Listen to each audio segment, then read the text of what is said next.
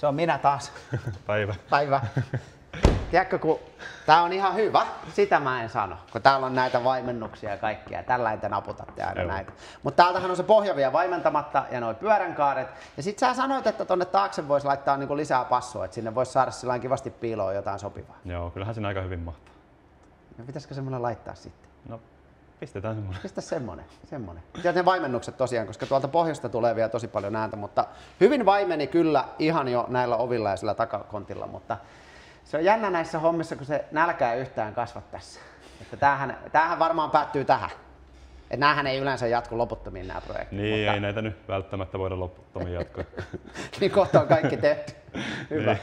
Mutta mennään sille. Jos sinne saa kerran rakennettua semmoisen kunnon supparin, niin tehdään semmoinen. Lisää bassoa sedälle. Kyllä. Hyvä. Mitä auto on siis tehty aikaisemmin ja mitä tähän tullaan nyt tekemään? Tänne on päivitetty jo aikaisemmin eteen 3 tie etupää, DLS:n mallikohtaiset. Eihän niitä nyt näy, koska ne on mallikohtaiset, ne on siellä täysin vakiopaikoilla. Ja siihen lisäksi sitten tänne on konttiin päivitetty tämmönen Phoenix Goldi aktiivisupi. Riittää tosi moneen autoon, mutta tää meidän Jussi Simola nyt halusi sitten vähän enempi passoa tänne, niin päivitellään sinne vähän parempaa supparia. Lisäksi DSP vahvisti ja sillä on sitten säädetty koko systeemi soimaan.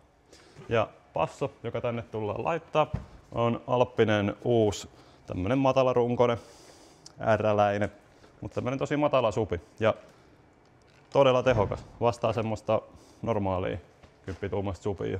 Ja sille tehdään kotelo sitten tähän näin. Me otetaan vanha passo vaihdossa ja hyvitetään siitä sitten asiakkaalle.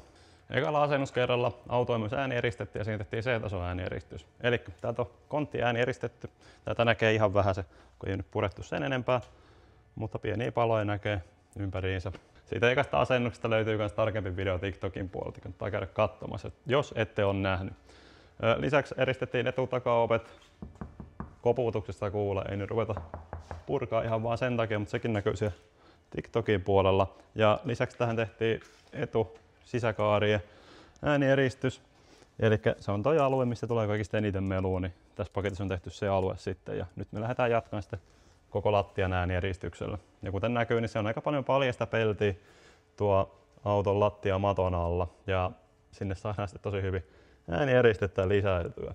Auto oma äänieriste on kiinni näissä lattiamatoissa, kuten näkyy, siinä on tommonen aika paksu tommonen vaahtomuovi. Se on sitten se, mikä tässä hoitaa se äänieristuksen. Ja sitten lisäksi tähän tehdään vielä A- ja B-pilarit, eli nämä täältä. Täältä otetaan verhoilut irti ja sitten täältä kaikki kotelot ääniristellään. Sama homma tonne A-pilariin. Autossa on kattoluukku, mikä nyt onkaan, niin sitä ei lähdetä sitten eristämään sen enempää. Lisäksi autoon tehdään ulkokaarien äänieristus. Sitten olisi lattia äänieristetty. Siellä alla ensimmäinen kerros vaimerusmattoa ja päällä sitten toinen kerros äänieristetmattoa. Siellä on käytetty 2 eri materiaalia aika lailla ja sinne on saatu myös eteen sen etuäänieristeen alle. Ihan hyvin materiaalia laitettu. Ja kuten tästä toiset puolet näkyy, niin tähän tulee päälle kaikenlaista kilkettä, tyroksia ja kaikkea tommosta, niin ne menee ihan samalla lailla sinne paikalleen. Myös tuolta takapenkin alta on äänieristelty. Ja tässä näkyy sitten ulkokaaret, eli aika sama tekniikka käytetään näissä. Ne kaikki on vedenpitäviä. Ja sitten etukaaresta löytyy tommonen hieno pesä oikein. Ja saadaan tämmöisetkin poistettua samaan syssyyn. Etukaari näyttää tämmöistä. Tässä toi muovilokarikin saatiin vaimennettua. Ja sitten täällä on tää kotelokin täällä välissä hyvin eristelty. Sitten kun auto alkaa olla äänieristelty ja kaikki laitteet on asennettu, niin ruvetaan säätämään tätä DSP:tä uusiksi. Sinne vaihdettiin uusi passo ja vedetään muutenkin sitten uudet säädöt noihin kaiuttimiin, kun niitä on taas soiteltu aika paljon. Elikkä homma hoituu siten, että meillä on täällä autossa mikrofoni, mittamikrofoni, jolla sitten lähdetään säätää kaistaa. Elikkä soitetaan täältä kaiuttimista tämmöistä pink noisea, josta kuuluu kaikki taajuusalueet tasaisesti. Ja sitten meillä on täällä itse mittari, josta me nähdään taajuuskaistaa. Sitten meillä on tässä DSP:n säätösofta koneella auki, eli nykyään kaikki säädöt oikeastaan tehdään aina sitten tietokoneella ja mikrofonin kanssa. Taajuusvastemittari on käytännössä työkalu, eli sillä tehdään alkusäädöt ja sitten me mennään itse kuuntelemaan autoon sisälle ja säädellään sitten itse viimeisiä taajuuksia, mikä tuntuu, että saattaa puuttua sieltä tai joku tulee liikaa, niin korvakuulolla säädetään niitä ja sitten lisäksi saadaan aikaviiveet sinne säädettyä. Eli me saadaan se stereokuva siirretty siitä lähimmäistä ovesta sinne kuskin eteen keskelle, jolloin se musiikki on paljon mukavampaa kuunnella, kun se kuuluu sieltä suoraan edestä eikä siitä lähimmäistä ovesta.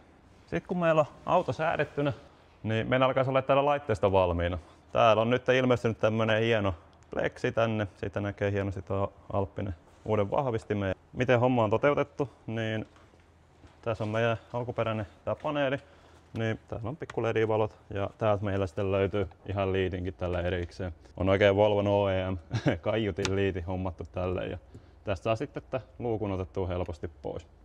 Ja siinä meillä on sitten niinku laitteisto asennettuna. Eli siinä on Alppinen toi uusi bassovahvari ja sitten tuolla on toi R-läinen suppari. Ihan näppärässä kotelossa.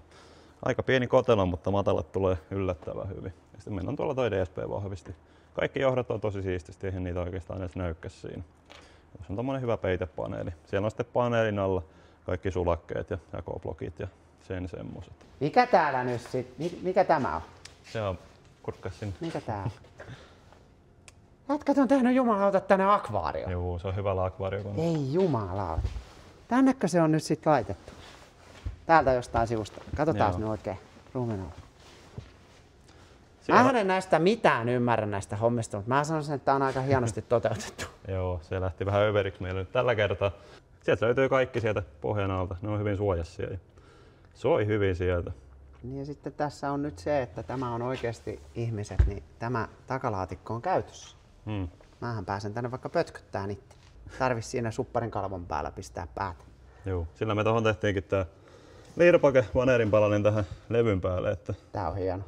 Siihen kehtaa jättää tavaraa päällekin, että se kyllä pysyy siinä. Tämä on melkoista nokialaista Pimp My Ridea pojat tehnyt tää. Missä on televisiot? Missä televisiot? On tää hieno. Vitsi. Nythän tässä on enää se yksi jännittävä osio jäljellä, että nyt mennään kuuntelemaan. Pistetään Barbie-Girl soimaan ja katsotaan, mitä pojat on saanut aikaiseksi. Kyllä muakin jännittää. On siinä bassoa!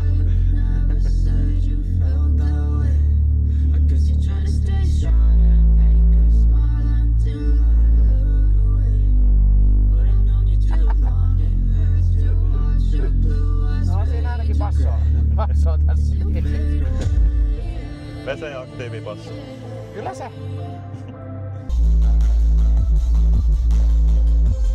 Nyt mä oon sitä kuunnellut ja täytyy sanoa, että se on hienoa, kun hommat lähtee käsistä niin kuin tällä hetkellä pääsi käymään. Mulla oli se aktiivibasso tässä aikaisemmin. Se ei missään nimessä ollut huono.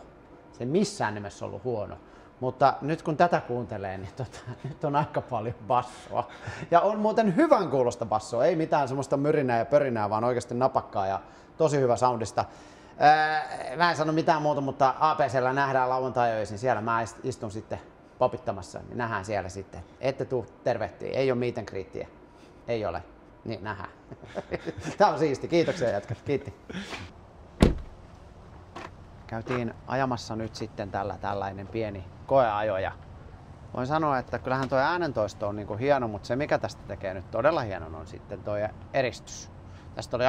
Tästä oli ne ovet ja takalaatikko oli aikaisemmin eristetty. Joo. Ja nyt on sitten pyöränkaaret ja lattia. Niin tässä on tämmönen 18 tuuman nastarengas tässä autossa, niin tässä ei ajossa kuule enää siis edes hiljaisessa vauhdissa nastojen ääntä. Toi on kuin istuisi jossain äänityskopissa tyyliin. Ymmärrättekö nyt, että se on tosi hiljainen?